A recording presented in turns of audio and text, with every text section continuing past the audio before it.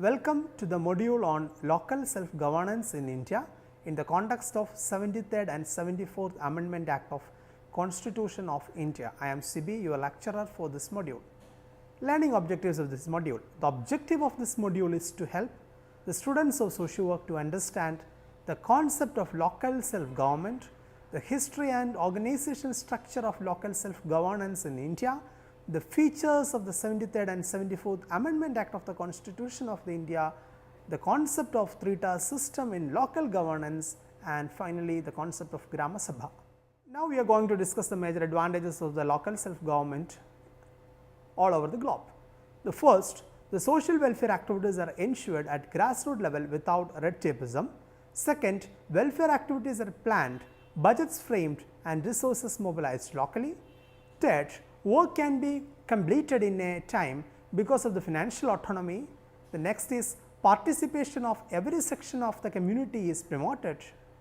People became self-reliant and independent. Political, social and civil consciousness develops among the people, and finally, national consciousness and patriotism are strengthened among the people of the particular country. The local government is a distinctive form of public administration with following features. The first, a local government is an elected form of government. Second, it has multiple functions. Third is local operations. The fourth is well defined structure of the system, and finally, it is subordinate to parliament. Now, we are going to discuss the historical background of the local self-governance in India. India has been rightly described as a land of village panchayats. Historical roots of local self-government in India from the ancient past to its present pattern of urban and rural bodies reflect a distinct impact of the British period. The history of the Panchayat Raj institutions in India can be divided into following periods. The first, ancient era, second is British period, and finally post-independence period. Raj, the term means rule, and Panchayat means a group of 5 persons selected by the villages. It indicates that there was a method of self-government existed in ancient India.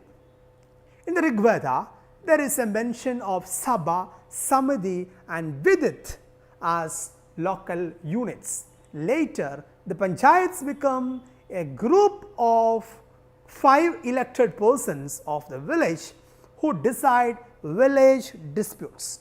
The king used to get the approval of the Sabha or Samiti regarding certain functions and decisions in ancient India. In the Ramayana, we see that administration was divided into 2 parts, Pur and Janpat, which means city and village respectively. Mahabharata also explains the concept of self-government at village level.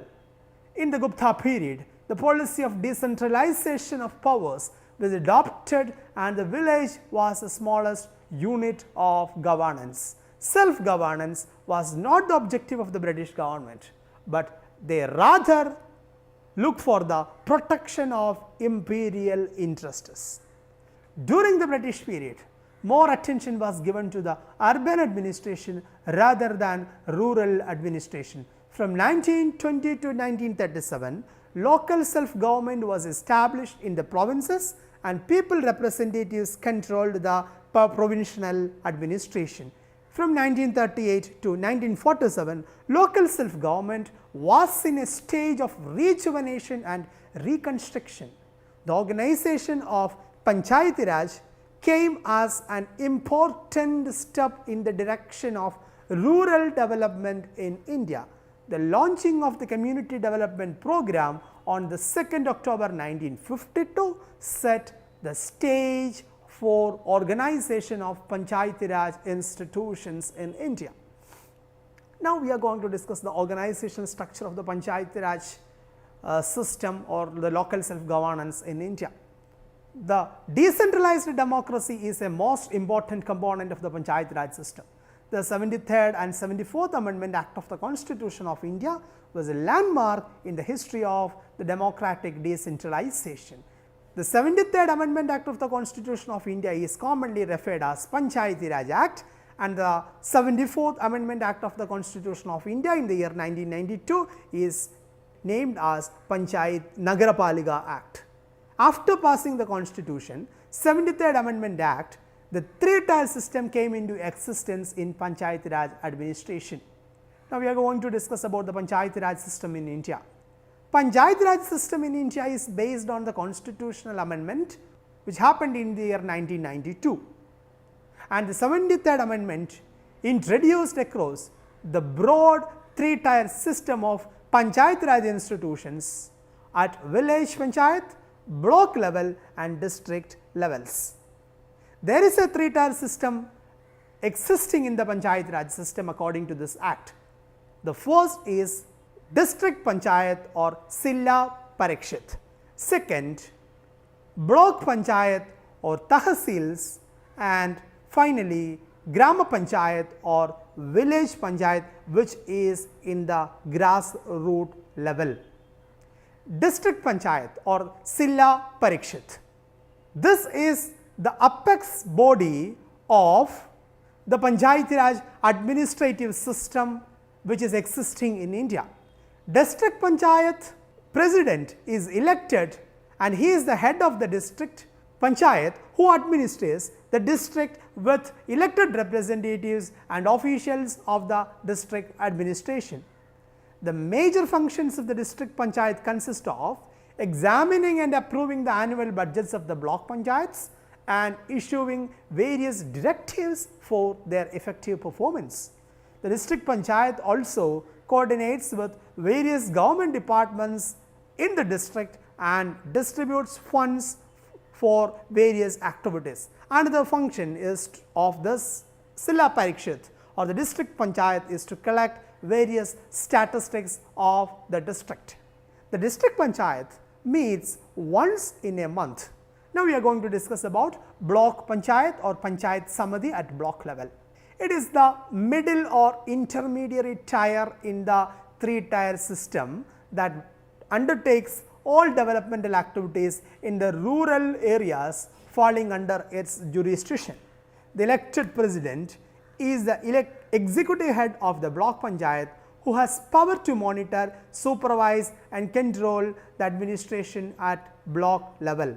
The major functions of a block panchayat includes implementation of the central government schemes, preparation of the reports regarding the activities of the Grama Panchayat in its jurisdictional area, collection of taxes and ensuring physical infrastructure facilities for the operational area. Now, we are going to discuss about the Grama Panchayat, which is in the grassroots level of the Panchayati Raj administrative system. Grama Panchayat is an executive organ at the village level government. The main functions of the Grama Panchayat are managing local affairs and promoting village development with the help of available resources and with government assistance. These resources are essential and technical in nature. The head of the Grama Panchayat is popularly known as Grama Panchayat President, who administers the system with the help of other elected representatives and officials like Grama Panchayat Secretary. Now, we are going to discuss about the major functions of a Grama Panchayat institution in India. The first function of a Grama Panchayat is to provide latrines to households and community based toilets, maintaining water supply works. Third is collection of the taxes and other fees. Next is universal enrollment of the children in schools, universal immunization of the children, prompt registration of the birth and death, providing sanitation and drainage, construction, maintenance and repair of the public streets, street light and removing encroachments, maintenance of community assets vested in the panchayats, maintenance of records related to the population census, crop census, cattle census and census of the people who are unemployed and under the below poverty line. The Grama Panchayats may also make provisions for carrying out within the panchayat area any work or measure which is likely to promote the health, safety, education, comfort, convenience or social and economical well-being of its inhabitants in the particular jurisdictional area. Further, Article 243D provided for reservation of scheduled castes and scheduled tribes and women at all levels, while the reservation for the scheduled castes and scheduled tribes are proportionate to their actual population. Not less than 1/3 of the seats should be reserved for women. In every panchayat, seats shall be reserved for scheduled castes and scheduled tribes. The number of the seats of the reserved shall bear nearly as may be the same proportion to the total number of seats to be filled by direct election in the panchayat as the population of the scheduled castes in the panchayat area or the scheduled tribes in that panchayat area bears to be the total population of that area. These seats may be allotted by rotation to different constituencies in a panchayat. Now, we are going to discuss about the concept of Grama Sabha. Grama Sabha has been in vogue in most states in India. Grama Sabha is basically a form of democracy. It is an institutional mechanism of participatory democracy. It provides an opportunity to all sections of the village to participate in the development process which is happening in the particular Grama Panchayat. One of the unique features of the Grama Sabha is to provide social sanction to the panchayat activities. Now, we are going to discuss about the key features of Grama Sabha. The quorum for Grama Sabha meeting remains 1/10 and it is essential to have 1/3 of the quorum as women members. The Grama Sabha will work as a supervisory body. It audits and regulates the functions of the Grama Sabha and it also provides recommendations to the Grama Panchayat regarding various activities. The key role of Grama Sabha are follows. First, its involvement in micro planning. Second, the role in social audit of Grama Panchayats. Third, rectification of the Panchayat accounts and balance sheets. Next is identification and approval of the beneficiaries, and finally, supervisory and regulatory functions. Now, we are going to discuss the silent features of the 74th Amendment Act of the Constitution of the India. Nagarapalika institutions are functioning in India based on the 74th Amendment Act of the Constitution of the India. The structure of the Nagarapalika institutions after the 74th Amendment Act of 1992 is as follows. In the apex level, there is Mahanagar Nigam or the municipal corporation, the second is Nagar Palika or the municipality, and third is Nagar Panchayats that consists of notified area council or the city council. Mahanagar Nigam or municipal corporation. Mahanagar Nigam or municipal corporation is apex body in Nagar Palika system. This body consists of a population of more than 1 million. The Mahanagar Nigam is headed by the mayor and the members are known as councillors who are elected for a period of 5 years. Reservations for women, scheduled tribes and scheduled castes are available according to the 74th Amendment Act of the Constitution of India. Now, we are going to discuss about the Nagar Palika or municipality. A municipality is an urban body which less than a population of 1 lakh. The members of the Nagar Palika are elected once in 5 years. The town is divided into wards based on population. The municipality is responsible for water supply, health, roads, solid waste management, etc. Each municipality consists of reserved seats for women, scheduled tribes and scheduled castes as per the provisions in the 74th Amendment Act of the Constitution of India. Now, we are going to discuss about the Nagar Panchayats. Nagar Panchayats function in an urban area where population is more than 30,000 and less than 1 lakh inhabitants.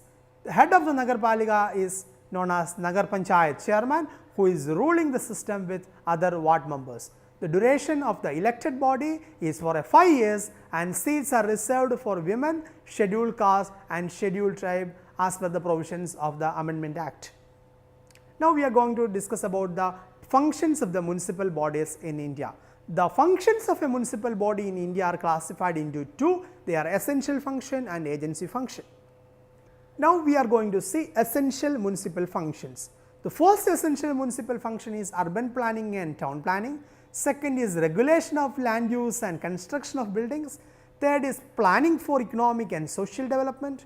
Next is road and bridges, water supply for domestic, industrial and commercial purposes, public health, sanitation, conservancy and solid waste management, fire services, urban forestry, preventive health care, provisions of urban facilities and amenities, running burial grounds, cattle ponds and prevention of cruelty to animals, registration of birth and death on time, providing street lights, public transportation and allied services, regulation of slaughterhouses, and finally, slum improvement and upgradation. Now, the next is agency function. The first agency function is promotion of ecology and environment. Second is safeguarding the interest of the weaker sections of the society. Third is urban poverty alleviation. Next is promotion of the cultural, educational and aesthetic aspects in the local area, primary education of the children and primary healthcare services. And according to a study which is conducted by Ahmed in the year 2004, the major functions of a Nagarpalika institutions in India consist of urban planning, land use, water supply, repair and maintenance of the road, reconstruction of the bridges, slum improvement, health and sanitation improvement and promotion of irrigational services and finally, library services. Now, we will be concluding this session.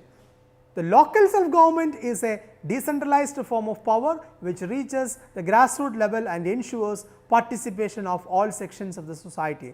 The success of democracy depends on the planning as well as the implementation of the planned programs. The roles of the Panchayat Raj and Nagarpalika institutions are also important in implementing need-based, people-centric and sustainable programs for the people. This will help in the sustainable development of our nation. Thank you very much for attending this session.